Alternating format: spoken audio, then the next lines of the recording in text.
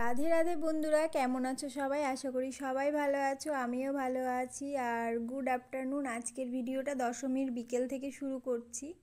তো কালকে তো তোমরা দেখলেই আগের ভিডিওতে যে রেডি হয়ে যেতে পারিনি কোথাও ঘুরতে। তো আজকে ফাইনালি যাব ঘুরতে। তো বান্টিকেও ডেকে নিয়েছি, বান্টি, আমি আর আমার ভাই যাব। তো আমার দুই ভাইয়ের যাওয়ার কথা ছিল প্রথমে, তো বিজয় বলল যাবে না, সেই জন্য আমরাই তিনজন যাব। তো দেখো এদিকে রেডি হয়ে বেরিয়েও গেছি, টোটোতে করে যাব।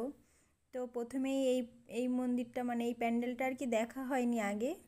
তো এই প্যান্ডেলটাই প্রথমে নামলাম, আর ভেতরে গিয়ে দেখি বেশ সুন্দর হয়েছে প্যান্ডেলটা। আগের দিন যেদিন বেরিয়েছিলাম সপ্তমীর দিন, সেদিন ভাবলাম যে দেখবো, আসার সময় আর ভালো লাগছিল না, অনেকেই গেছিলাম।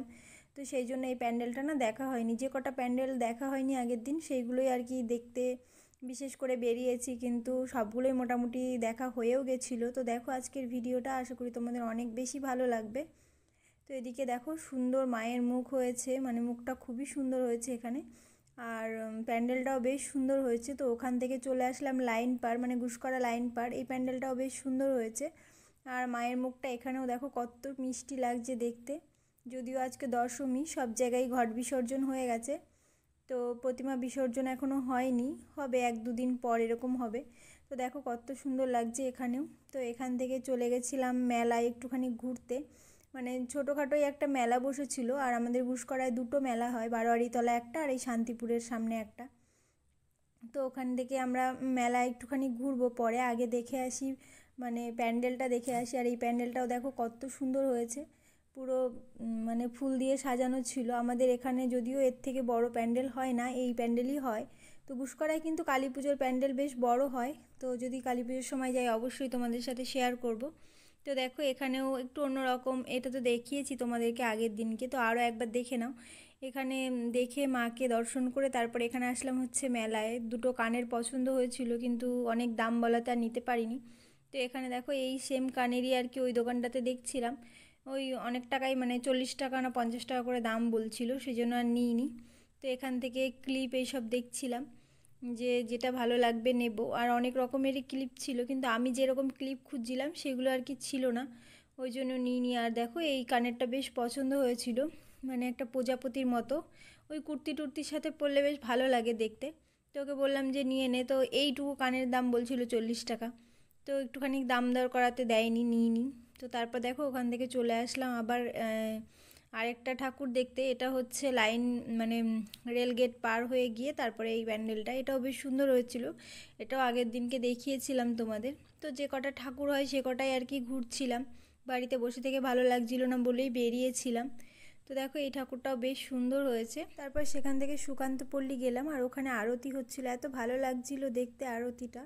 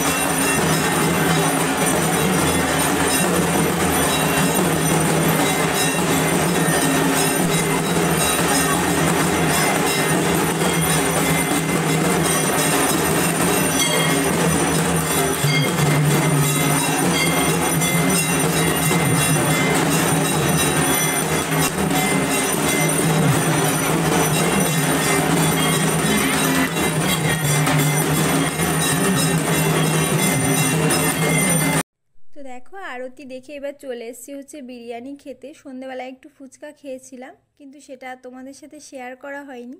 তো সবাইকে বলছিলাম যে অন্য কিছু খেলে হতো, কিন্তু কেউ আর রাজি হলো না, বললো যে না বিরিয়ানিই খাবো। আর বিরিয়ানি খেতে তো ভালোই বাসি, কিন্তু বাইরের খাবার সেরকম একটা খাওয়া হয় না, ওই পুজো টুজো কোনো টাইমে হলে তাহলে একটু খাই আর কি। আর দেখো এদিকে না ভাই একটা ব্রেসলেট কুড়িয়ে পেয়েছে, জানি না কার, এত ভিড়ের মধ্যে হয়তো কারো হাত থেকে খুলে গেছে। এমনি দেখলাম যে ভালোই ছিল, কোনো জায়গায় ছেঁড়া বা কিছু ছিল না। একটা রূপোর ব্রেসলেট, বেশ সুন্দর ব্রেসলেটটা, দেখো কত সুন্দর, জানি না কার ব্রেসলেটটা। তো এই ভিড়ের মধ্যে আর কাকে কি জিজ্ঞাসা করব যে ব্রেসলেটটা কার। তো ভাইকে বললাম যে ঠিক আছে তুই নিয়ে চল, তুই যখন পেয়েছিস নিয়ে চল বাড়িতে, আর এই ভিড়ের মধ্যে আর কাকে জিজ্ঞাসা করব।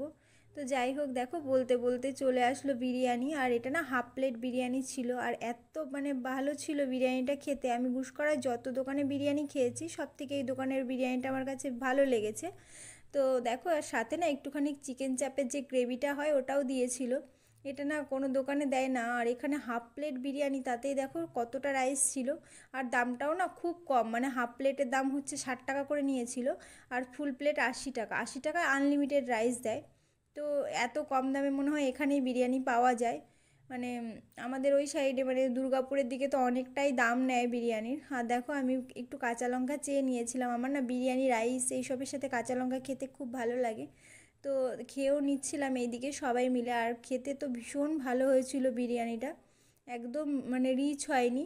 আর অনেক বিরিয়ানিতে না আতরের গন্ধ লাগে, তারপরে মানে গোলাপ জল ক্যারো জল যেটা দেয় ভীষণ গন্ধ লাগে, কিন্তু এই বিরিয়ানিটা না খেতে একদম অন্য রকম, খুব টেস্টি, একদম বাড়ির ঘরোয়া যেরকম বিরিয়ানি হয় ওরকম আর কি, খুব টেস্টি হয়েছিল। তো সবাই মিলে এখানে খাওয়া দাওয়া করে বাড়ি চলে আসলাম। আর আস্তে আস্তে না দুটো ঠাকুর বিসর্জন দেখছিলাম, যে আজকে যেহেতু দশমী সব জায়গায় ঠাকুর বিসর্জন না হলেও কিছু কিছু জায়গায় ঠাকুর বিসর্জন হয়। তো যাই হোক, আজকের ভিডিওটা এই পর্যন্তই। ভালো লাগলে অবশ্যই একটা লাইক করো, কমেন্ট করো, আমার চ্যানেলটা সাবস্ক্রাইব করো। ভালো থেকো সবাই, সুস্থ থেকো।